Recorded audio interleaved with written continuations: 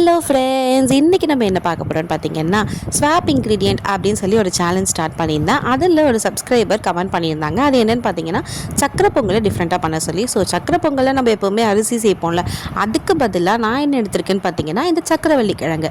இது எப்படி இருக்குன்னா சூப்பராக அமேசிங்காக ஃப்ளேவர்ஃபுல்லாக டேஸ்டியாக வந்துச்சு. நான் இந்த அளவுக்கு சொல்கிறேன்னா அந்த அளவுக்கு ஒர்த்து.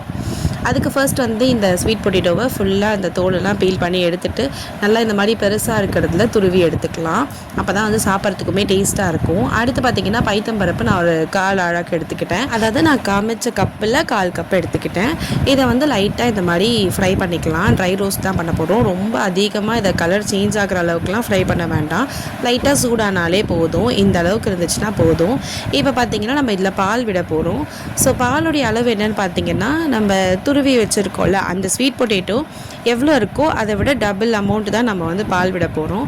ஸோ இந்த ஸ்வீட் பொட்டேட்டோ வந்து 1 கப் இருந்துச்சு. இந்த கப்பில் இதே கப் அளவில் நான் 2 கப்பு பால் விட்டுக்கிறேன். இந்த பால் விட்டுருந்தாலும் ஒரு சின்ன மைனஸ் இருக்குது. நான் தண்ணியே சேர்க்காமல் விட்டுருக்கேன். அப்போது அது என்ன ஆகும்னா இந்த குக்கர் சைடில் வந்து கொஞ்சம் ப்ரௌன் கலரில் ஆகிறதுக்கு சான்ஸ் இருக்குது.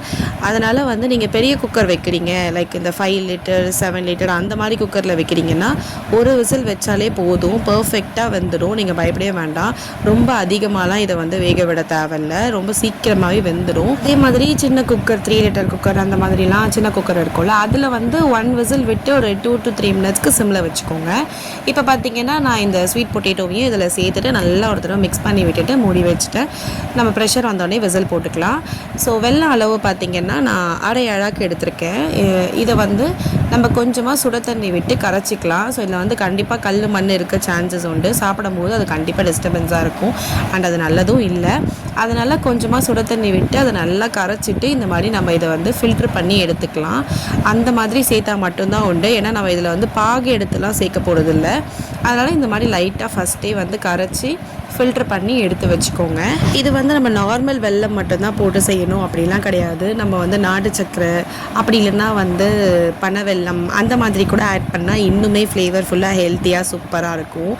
இப்போ வந்து நம்மளுடைய ஸ்வீட் பொங்கல் இருக்குல்ல, அது வந்து ரெடியாக ஆரம்பிச்சிடுச்சு. ஸோ விசில்லாம் வந்து பர்ஃபெக்டாக வந்துடுச்சு.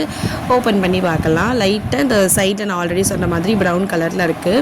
ஸோ எனக்கு மிக்ஸ் பண்ணும்போது அந்த ப்ரௌன் கலரில் இருக்கிறதுலாம் மிக்ஸ் ஆகிடுமோன்ற பயத்தினால நான் வந்து வேறு பாத்திரத்தை ஷிஃப்ட் பண்ணிக்கிட்டேன்.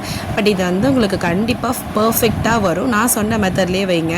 பெரிய குக்கராக இருந்துச்சுன்னா ஒரே ஒரு விசில் விட்டு நிறுத்திடுங்க. சின்ன குக்கராக இருந்ததுன்னா ஒரு விசில் விட்டு 2 to 3 மினிட்ஸ் சிம்மில் வச்சுடுங்க. செகண்ட் விசில்லாம் விட வேண்டாம்.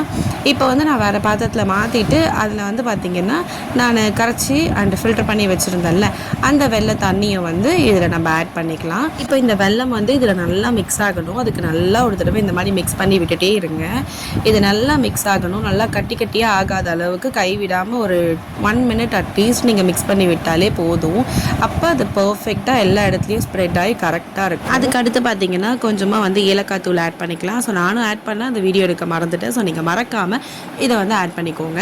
இப்போ இதை நல்லா மிக்ஸ் பண்ணி விட்டுடலாம். ஒரு 3 to 5 மினிட்ஸ்க்கு இது நல்லா கொதிக்க விட்டுக்கலாம். அப்போ தான் வந்து இந்த வெல்லமும் அண்ட் அந்த ஸ்வீட் பொட்டேட்டோ பருப்பு இது எல்லாமே கரெக்டாக மிக்ஸாக இருக்கும்.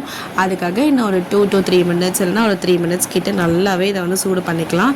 இப்போ இதில் வந்து கீ ஆட் பண்ணிக்கலாம். இது வந்து நல்லா ஃப்ளேவர் கொடுக்கும். அது மட்டும் இல்லாமல் நமக்கு பிசு பிசுன்னு இல்லாமல் இருக்கும். அப்படியே எடுத்து வாயில் வச்சோன்னு வச்சுக்கோங்களேன், வெண்ணெய் மாதிரி வயிற்றுக்குள்ளே போயிடும். அவ்வளோ சூப்பராக இருக்கும். இது வந்து நம்ம புதுசாக ட்ரை பண்ணுறோன்றதுனால மட்டும் கிடையாது, நிஜமாகவே சொல்கிறேன். இது வந்து ரொம்பவே சூப்பராக இருக்குது. நீங்கள் வந்து இதை ஒன்ஸ் ட்ரை பண்ணி பாருங்கள். இது ஒரு மஸ்ட் ட்ரை தான் சொல்லுவேன். அடுத்து பார்த்திங்கன்னா இந்த சக்கரவள்ளி கிழங்கு ஸ்வீட் பொங்கல் இருக்குல்ல, இதுக்கு வந்து ஒரு டாப்பிங்ஸ் போடணும்ல, அதுதான் என்னென்னு பார்த்திங்கன்னா முந்திரி பருப்பு அண்ட் ட்ரை கிரேப்ஸ். இது ரெண்டுத்தையும் வந்து நெய்யில் நல்லா கமகமன்னு வறுத்திங்கன்னு வச்சுக்கோங்களேன், உங்கள் வீட்டில் இருக்க எல்லாரும் கிச்சன் பக்கம் வந்து பார்ப்பாங்க. அந்த அளவுக்கு சூப்பராக இருக்கும். இதை அப்படியே இந்த டாப்பிங்ஸை எடுத்து நம்ம ஸ்வீட் பொட்டேட்டோ சக்கரை பொங்கலை ஆட் பண்ணி மிக்ஸ் பண்ணி விட்டுக்கோங்க. இதுலேயே அப்படின்னு கொஞ்சம் எக்ஸ்ட்ரா நெய் விட்டாலே போதும். நல்லா நெய் மிதக்க இருக்குது பாருங்கள். அப்படியே எடுத்து சாப்பிட்டிங்கன்னா நான் ஆல்ரெடி சொன்ன மாதிரி அது வெண்ணெய் மாதிரி உங்கள் வயிற்றுக்கு போயிடும். அவ்வளோ சூப்பராக இருக்கும். நீங்கள் எவ்வளோ சாப்பிட்றீங்கன்னே எங்களுக்கு தெரியாது. நீங்கள் அவ்வளோ அதிகமாக வாங்கி சாப்பிட்ருவீங்க. கண்டிப்பாக இது ஒரு மஸ்ட் ட்ரைன்னு தான் சொல்லுவேன். இது பார்க்கவே எப்படி இருக்குது பாருங்களேன், நல்லா கோல்டன் கலரில் இருக்குது. அவ்வளோ சூப்பராக இருக்கும். இப்போ உங்களுக்கு இதை வந்து நான் ஒரு கப்பில் வச்சு காமிக்கிறேன். இதில் பாருங்கள், அந்த கிரேப்ஸ் நட்ஸ் அதுக்கப்புறம் கீ அந்த ஸ்வீட் பொட்டேட்டோ பருப்பு, வெல்லம் இதெல்லாம் சேர்ந்து நமக்கு ஒரு சூப்பரான டிஷ்ஷை வந்து கொடுத்துருக்கு. இந்த ஸ்வாப் இன்க்ரீடியன்ட் சேலஞ்சில் அடுத்து என்ன டிஷ் போடலான்றதை கமெண்ட் பண்ணுங்கள். நீங்கள் சொல்கிற ரெசிபிலேருந்து ஒரு இன்க்ரீடியண்ட்டை நான் புதுசாக ஆட் பண்ணி ஸ்வாப் பண்ண போகிறேன். ஸோ இந்த வீடியோ பிடிச்சிருந்தா லைக் பண்ணுங்கள், ஷேர் பண்ணுங்கள், சப்ஸ்கிரைப் பண்ணுங்கள். பாய்.